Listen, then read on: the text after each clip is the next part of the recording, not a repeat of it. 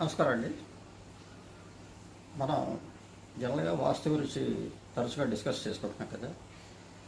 కిటికీలు ఎటు ఉండాలి, ద్వారాలు ఎటు ఉండాలి అనే విషయం మీద అందరూ సరిసక్కి ఉండాలి, 6 ఉండాలి, 8 ఉండాలి, లేకపోతే 4 ఉండాలి, 2 ఉండాలి, ఇట్లా చెప్తుంటారు కదా. ఓకే, అది కరెక్టే, అది మనం కూడా చెప్తుంటాం అట్లాగే. కానీ దానికన్నా ఇంపార్టెంట్ అయిన విషయం ఇంకొకటి ఉంది. అదేంటంటే మనం 8 కిటికీలు పెట్టినా, 12 కిటికీలు పెట్టినా, 18 కిటికీలు పెట్టినా అన్ని కిటికీలు దాదాపుగా మూసే ఉంటున్నవి.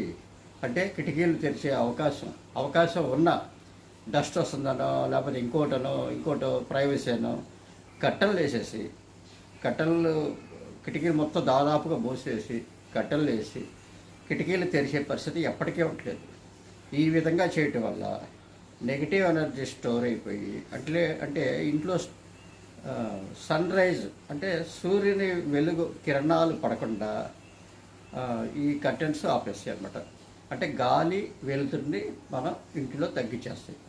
వాస్తుశాస్త్రరీత్యా మనం వెంటిలేషన్ పర్ఫెక్ట్గా ఉన్న ఇల్లు దాదాపుగా వాస్తుగా బాగుంటుందని ఒక తరచుగా చెప్పుకుంటాం. అట్లాంటిది వాస్తురీత్యా అంతా కరెక్ట్గా కట్టుకున్నప్పటికి కూడా ఈ కట్టెల పేరు మీద అంటే ఇల్లు అందంగా ఉండాలనే ఉద్దేశంతో అవసరం ఉన్నా లేకపోయినా ప్రతి కిటికీకి ఒక కట్టెలు వేసేసి, కిటికీ తలుపులు క్లోజ్ చేసి, కట్టెలతో క్లోజ్ చేసి మనం బయట గాలిని కానీ వెలుతురు కానీ రానియకుండా మనమే అడ్డుకుంటున్నాం.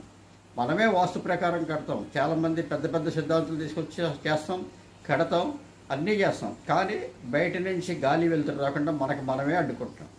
ఈ విషయాన్ని గమనించి ముఖ్యంగా మహిళలు ఇంట్లో గాలి వెలుతురు వచ్చే విధంగా మీకు వీలైనన్ని కిటికీలు కట్టెలను తప్పించి కిటికీలు తెరిచి ఉంచండి. అవసరమైతే సాయంత్రం పూట్ల 6 తర్వాత మీరు కిటికీలు మూసేయచ్చు.